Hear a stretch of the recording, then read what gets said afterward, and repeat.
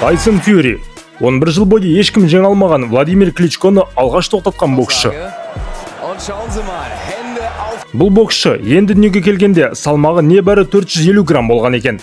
Ал қазір бойы 2 метр, салмағы 130 келіні құрайтын Фьюриді аса ауыр салмақта ешкім жеңе алар емес. Біз бүгін өзін сыған патшасы деп атайтын британдық Тайсон Фьюри жайлы айтатын боламыз.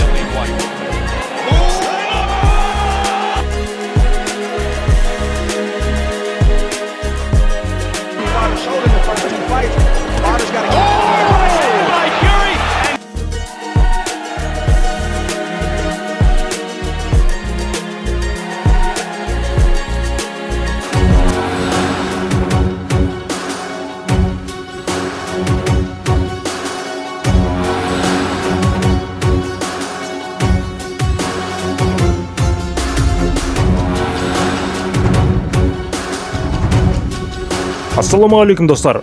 Әлемдік бокс жайлы қызықты ақпараттар беретін әлем боксинг арнасына қош келдіңіздер.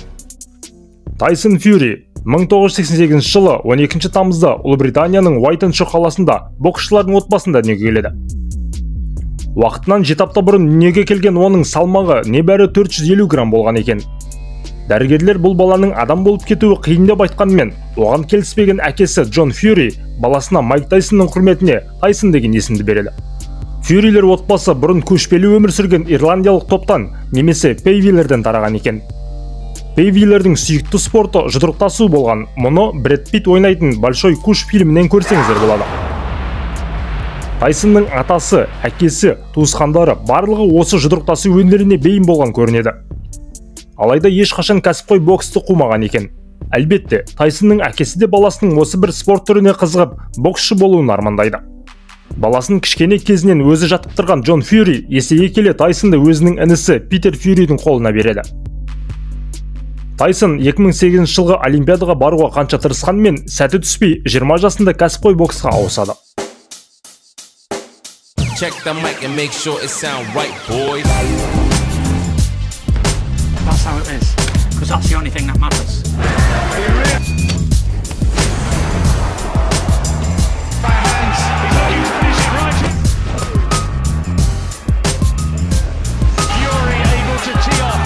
Үш жылдың ішінде 14 жекпе-жек өткізіп, барлығында жеңіске жеткен Фьюри 2011 жылдың жазында тағы бір британдық проспект Дерек Чисораға қарсы жекпе-жекке шығады. Жекпе-жек фавориті Чисора алғашқы раундтарда белсенді болып, біраз сәтті шабуылдар жасай алады. Алайда уақыт өте келе шаршап қалған ол жекпе-жек тізгінін Фьюриға беріп қояды. Осылайша Фьюри төрешілер шешімімен жеңіске жетеді.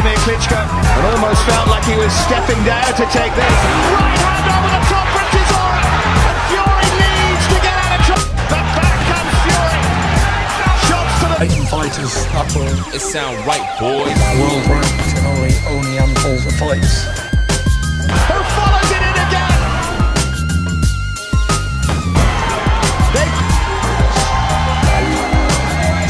It is Tyson Fury's.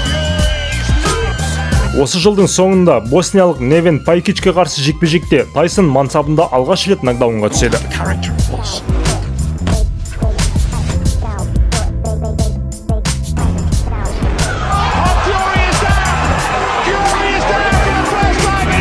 Алайда орнынан бірден көтеріліп, келесі раундта рефериді жекпе-жекті тоқтатуға мәжбүр етеді.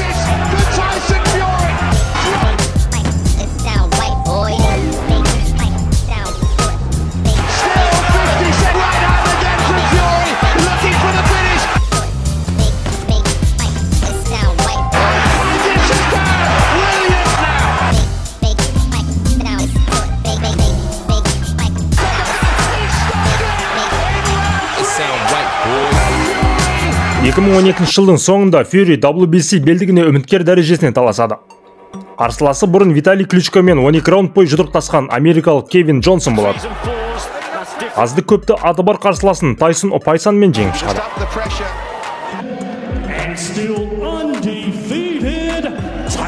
Осыдан соң алғаш рет шетелге шыққан ол 2012 жылдың көктемінде ақш-тағы дебюттік жекпе-жегін өткізеді. Қарсыласы бұрын бірінші ауыр салмақ боксшысы болған Стив Каннингем болады. Фьюриден екесе кіші Каннингем екінші раундта Тайсонды құлаштап тұрып ұрып құлатып, ақш-та жұдырықтасудың оңай болмайтындығын дәлелдеп береді.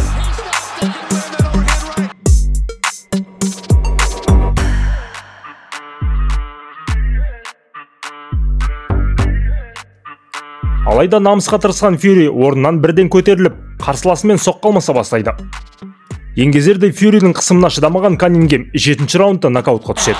Cunningham going to work again, and Fury hold up against a quicker Steve Cunningham. Tired. Good body shot by Fury. I think Steve's a little hurt here, Kenny. That's a nice uppercut, two of them in there. Fury's Steve's almost done here. Look at this. There's another good one, and he's down.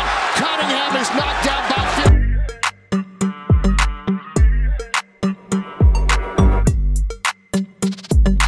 Осыдан соң әйгілі британдық әлем чемпионы Дэвид Хеймен жекпе-жек ұйымдастырыла бастағанымен, Хейдің жарақатына байланысты ол кездесу сол күйі өтпейді.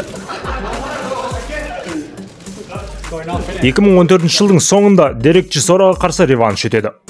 Бұл уақытта отқа да, суға да түсіп, біраз тәжірибе жинақтап қалған Фьюри қарсыласын тоқтаусыз сабап, 10-ші раундта берілуге мәжбүр етеді.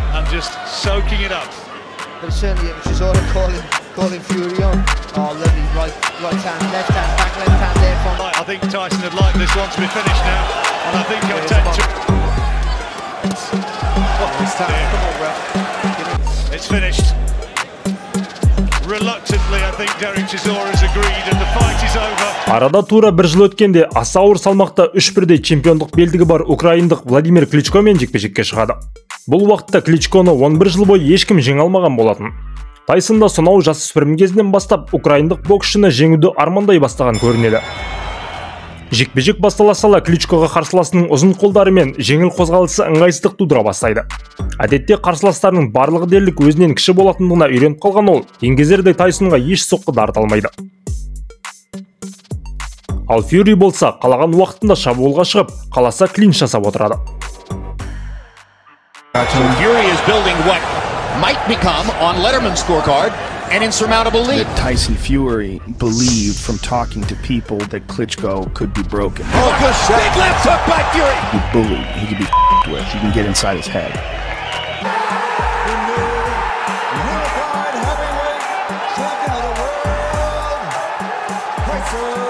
Осылайша төрешілер шешіммен жеңіске жеткен ол, өзінің 25-ші жекпе-жегінде бокстың супер жұлдызына айналып шыға келеді. Бұл кезде оның жасы 27-де болатын.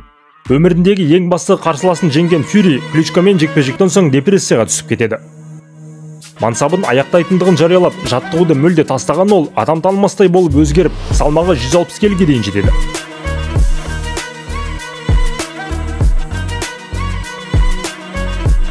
Дегенмен өзін-өзі жеңе алған ол, арада 2,5 жылға жуық уақыт өткенде 2018 жылдың жазында рингке оралады.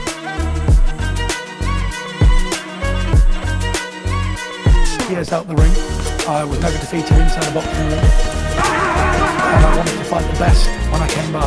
He's gonna feel pain that he never felt before. Алдымен албаниялық Сефер Сефериді 4-ші раундтан соң берілуге мәжбүр етеді.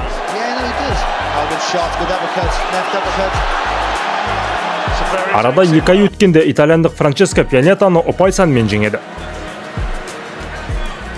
Nie widzę się, że mimo końcu czego bierze nie przewróci. Marne szanse na przewrócenie. Tak, zostanie z Wilderem podpisany. Tak w krótkim... Осы жекпе-жектен соң бірден Деонтей Уайлдерге қарсы кездесу өтетіндігі жарияланады. Бұл уақытта Уайлдер 40 жекпе-жектің 39-ын нокаутпен аяқтаған аса ауыр салмақтың ең қорқынышты боксшысы болатын.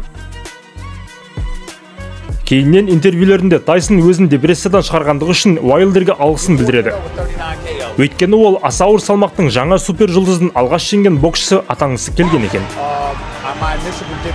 2018 жылдың соңында өткен 2 боксшының жекпе-жегінде фаворит Уайлдер болады. Алайда кездесу бастала сала Фьюри өзінің нағыз бабында екендігін көрсетеді. Уайлдердің соққыларынан оңай жалтарып кетіп отырған оның соққылары қарсыласына дәл тиіп отырады. Tyson Fury is the best in the world. This is why he's undefeated.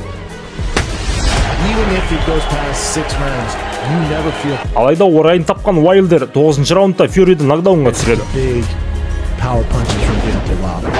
Difficult to see what the clear shot was. He's on his feet, but we said it only takes one.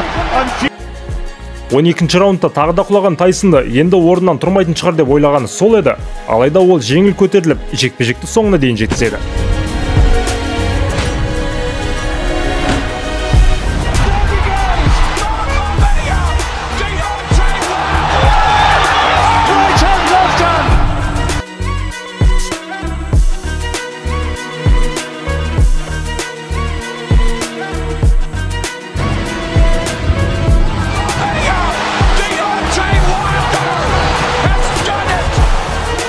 is celebrating like it's over.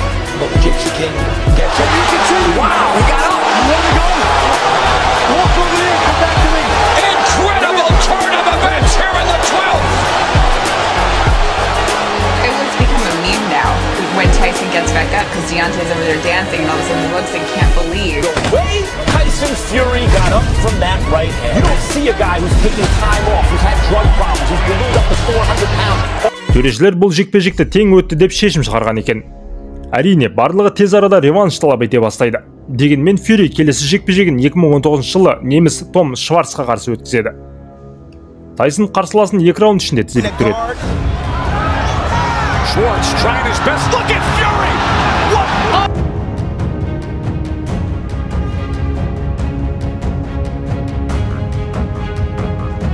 Everything here in this second round going. And now a combination punching, and Schwartz goes down! Осы жылы тағы бір жекпе-жегінде әлі жеңіліс көрмеген швед боксшысы Отто Валинді ұпай санымен жеңіп шығады.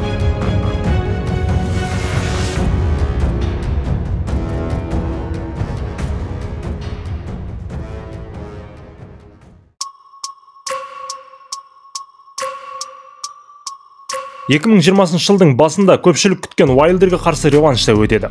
Алғашқы жекпе-жектен қорытынды шығарылған Фьюри алғашқы раундтан бастап агрессивті мәнерде жұдырықтаса бастайды. Қысымды күшейткен Тайсон 3-ші раундта қарсыласын нокдаунға түсіреді.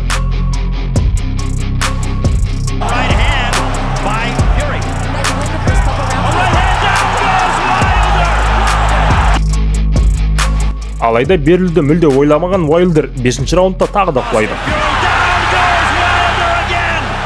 Құлағынан қан кетіп, әбден таяқ жеген Уайлдердің командасы 7-ші раундта жекпе-жекті тоқтаттырады.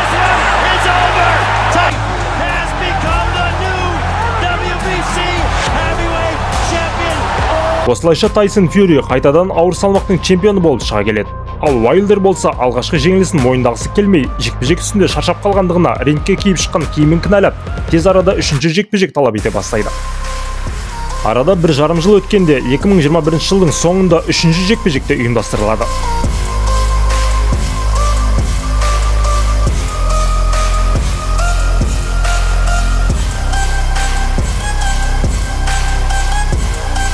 Бұл жолы жеңілдеу киім киіп шыққан Уайлдер жекпе-жекте белсенді бастап, Фьюридің ішінен ауыр соққылармен соға бастайды. Well, what about the fact that nobody thought that another heavyweight era? Wilder targeted the body, but Fury quickly took control of the action. Алайда бұған міз бақпаған Тайсон 3-ші раундта Уайлдерді нокдаунға түсіреді.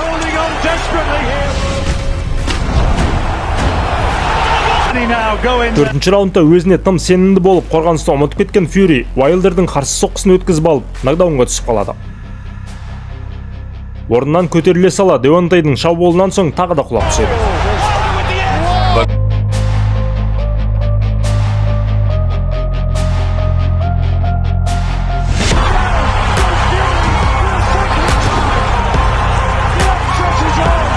Келесі раундтарда қателігін қайталамаған Фьюри қарсыласына қарсы жүріп, Уайлдерді қысымның астына ала бастайды.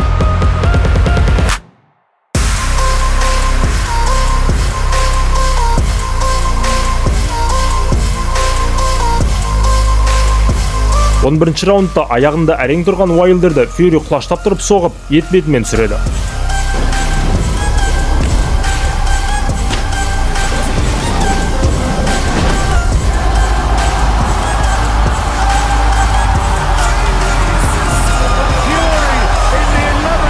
Осылайша мансабында чемпиондық белдігін алғаш рет қорғап қалған Фьюри 2022 жылы өзінің отандасы Дилиан Уайтқа қарсы жекпе-жек өткізеді. Кезінде Александр Поветкинді нокаутқа жіберген Уайт Фьюри үшін тым жеңіл қарсылас болады.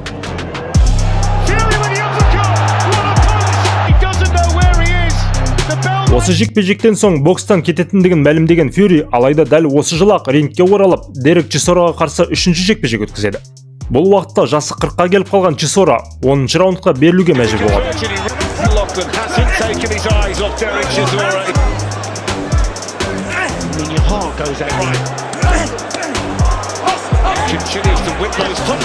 Осыдан соң аса ауыр салмақтағы 3 чемпиондық белдіктің иесі Александр Усикпен жекпе-жек ұйымдастырыла бастайды. Алайда ұйымдастырушылар қанша тырысқанмен, екі жақтың да командасы әлі күнге дейін ортақ шешімге келе алар емес. Жақында осы жылдың соңында немесе келесі жылдың басында Усик пен Фьюри арасында жекпе-жек өтетіндігі жайлы сөз бола бастаған болатын. Алайда әлі ресми хабарланған жоқ. Оның үстіне Тайсон Фьюри 28 қазан күні UFC-дің бұрынғы чемпионы Фрэнсис Нганнумен жекпе-жек өткізетін болады. Бокс ережесіне сай өтетін бұл жекпе-жек 10 раундқа жоспарлануда екен. Міне достар, Тайсон Фьюридің мансабы әзірге осындай. Бір қарағанда спортшыға ұқсамайтын Фьюриді әзірше ешкім жеңе алар емес. Сіздер қалай ойлайсыздар? Александр Усик бұл боксшыны жеңе ала ма? Комментарийға жаза отырыңыздар. Соңына дейін көріп шыққандарыңыз үшін алғыс білдіреміз. Сіздермен болған әлем боксингдамыз. I don't give a fuck what you say. Yeah, I'ma do shit my way. So you can go kick rocks, I'ma stack bricks up, build what I want to make. Yeah,